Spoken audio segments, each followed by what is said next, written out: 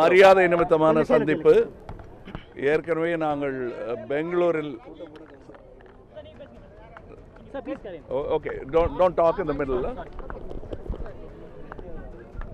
இது மரியாதை நிமித்தமான ஒரு சந்திப்பு. ஏற்கனவே நாங்கள் பெங்களூருவில் சந்தித்து கொண்டோம்.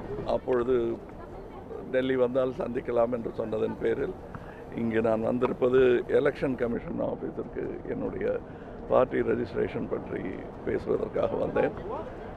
இந்த ஒரு வாய்ப்பை பயன்படுத்தி கொண்டு இந்த சந்திப்பும் ஏற்பட்டது. சார், 1 மணி நேரம் சந்தித்து பேசியிருக்கீங்க. இதில் வெறும் அரசியல் பேசாமல் மரியாதை நிமித்தம் மட்டுமே இருந்ததுன்னு நம்ம எப்படி எடுத்துக்க முடியும்? இல்லை, அரசியல் கண்டிப்பாக பேசணும். ஆனால் இப்போ நீங்கள் நினைக்கிற மாதிரி பேசலை. வேறு விதமான என்ன நடந்து கொண்டிருக்கிறது தமிழ்நாட்டில் என்பது பற்றிய ஒரு குசல விசாரிப்பாகத்தான் இருந்தது. இல்லை, அவர் என்ன சொன்னார் பாலிடிக்ஸ் பற்றி, அவருக்கு என்ன அபிப்பிராயம்? அது இங்கே சொல்கிற விஷயம் இல்லைங்க. we were talking அதை பற்றி. 2019 நாடாளுமன்ற தேர்தலில் கிராண்ட் அலைன்ஸ் பற்றி பேசுறீங்களா? அதை பற்றி பேசலைங்க. அது மெந்தி பழைய கதைங்க. அது பழைய இல்லைங்க, வேண்டாம். அது வேணாம். அது மெந்தி. நான் சொல்றது 10 வருஷம் முன்னாடி. கட்கரியை நீங்க மீட் பண்ண போறதா ஒரு தகவல் வந்திருக்கு. இல்ல, அது மாதிரி வேற யாரும் கிடையாது.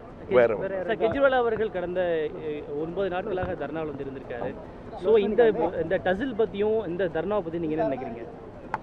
அது அதிகாரிகளுக்கு இடையிலான இந்த